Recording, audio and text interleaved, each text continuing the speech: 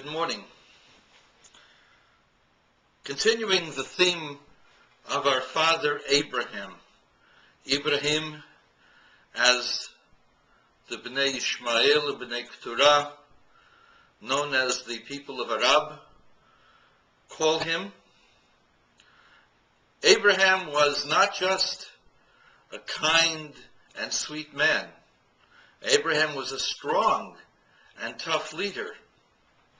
And in fact, when Abraham saw that it was necessary to confront evil, Abraham took his men that he had trained and attacked 4 standing armies with a group of 318.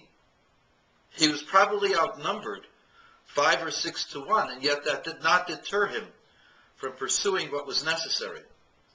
For Abraham had not only the power of conviction, he had the power of judgment and justice to mete it out. For you see, just to be kind is not a person that's balanced and in harmony. You have to also be strong. And Abraham was strong. And in fact, the ultimate test of Abraham was he willing to sacrifice his beloved son on the altar, the one he waited for 100 years. And of course, our Muslim brothers can point out that Abraham was willing to sacrifice even his most beloved son for the sake of God.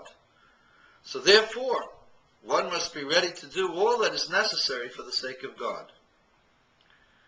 My friends, this is misinterpreting what had taken place in the holy life of our father Abraham.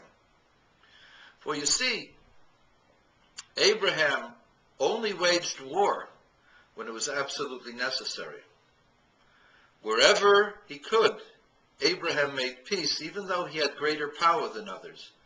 When Abimelech stole the wells from Abraham, Abraham did not attack Abimelech.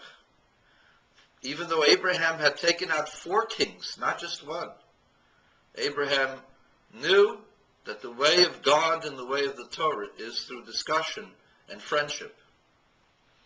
It is only when God talks and God says to a person to do something. Notice, God told him to take his son.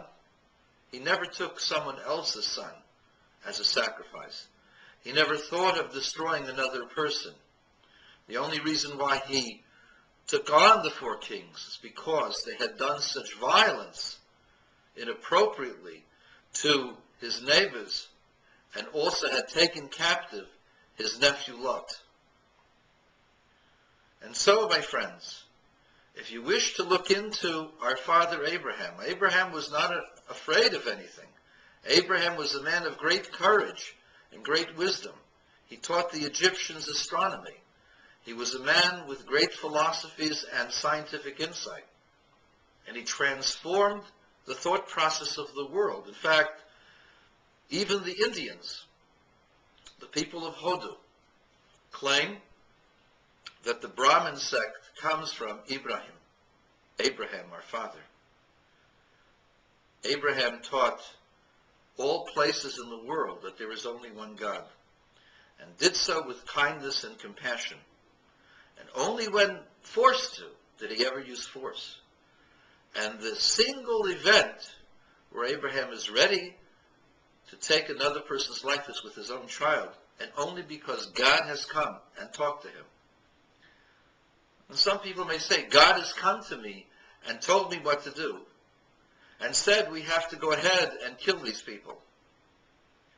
I want you to know, my friends, I've seen many people claim that God has spoke to them. Most of them belong in an insane asylum.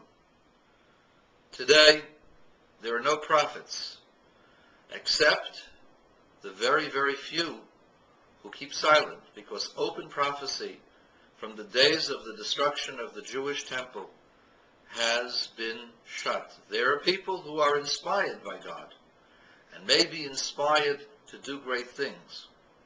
But to say that one has heard God's voice, and that God's voice says kill, those people belong in jail.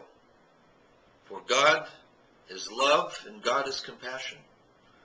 And the call of God through his prophets has always been to care for the hungry and feed them and clothe them and take care of the sick and comfort the bereaved.